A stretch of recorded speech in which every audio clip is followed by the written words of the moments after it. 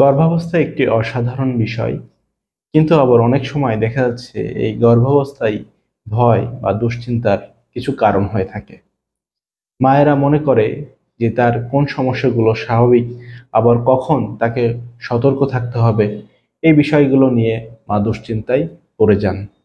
তো হ্যাঁ, আমি আজ আপনাদের বলবো যে গর্ভাবস্থায় কোন বিষয়গুলো, যে সমস্যাগুলো আসলে কোনো সমস্যা না, স্বাভাবিক সমস্যা, আর কখন আপনাকে সতর্ক হতে হবে, ডাক্তার দেখাতে হবে। তো প্রথমেই যে বিষয়টি বলবো সেটি হচ্ছে গর্ভাবস্থায় বমি বমি যে ভাব বা অতিরিক্ত বমি হওয়া।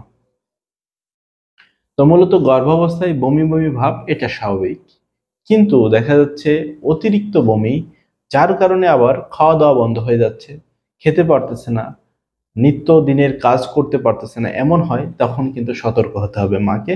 এই অবস্থায় মাকে ডাক্তারকে দেখাতে হবে, কারণ এই অতিরিক্ত বমি সেটা হতে পারে হাইপারমেসিস গ্রাভিটামের কারণেও, যেটার কারণে মায়ের বা বাচ্চার মারাত্মক ক্ষতি হতে পারে। তাই আপনাকে এই অবস্থায় সচেতন হতে হবে। নাম্বার 2, পেটে টান টান লাগা বা পেট টাস ধরে আসা। তো গর্ভাবস্থার প্রথম দিকে পেট টান টান হওয়া বা একটু টান লাগা এটি স্বাভাবিক। রাউন্ড লিগামেন্টের যে স্ট্রেসিং হয় তার কারণে হতে পারে, কিন্তু দেখা যাচ্ছে পেটে তীব্র ব্যথা সাথে রক্তপাত, তখন আপনাকে সতর্ক হতে হবে এবং আপনাকে তখন দ্রুত ডাক্তার দেখাতে হবে। নাম্বার 3, যে সাধারণ সমস্যাটির কথা বলবো সেটি হচ্ছে গর্ভাবস্থায় হালকা ব্রাউন কালারের ডিসচার্জ।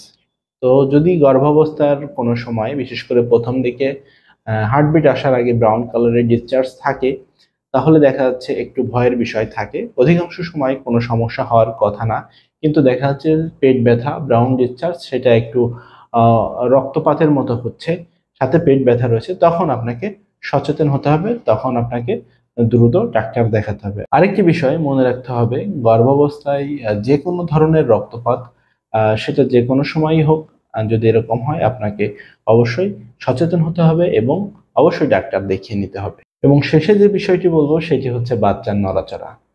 তো এমন কোনো মা নাই যে এই বিষয়টি নিয়ে সে দুশ্চিন্তায় পড়েননি আর কি, আমার মনে হয়।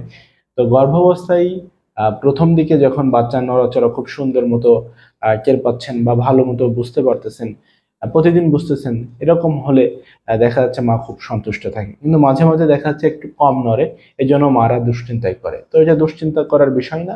যদি দেখা যাচ্ছে দিনের যে কোনো সময় বাচ্চা যথেষ্ট নড়া আপনি টের পেয়েছেন, পরে আহ, দিন মানে সময়গুলোতে আর টের পাচ্ছেন না, তাহলে কিন্তু এটা নিয়ে দুশ্চিন্তার কোনো বিষয় না।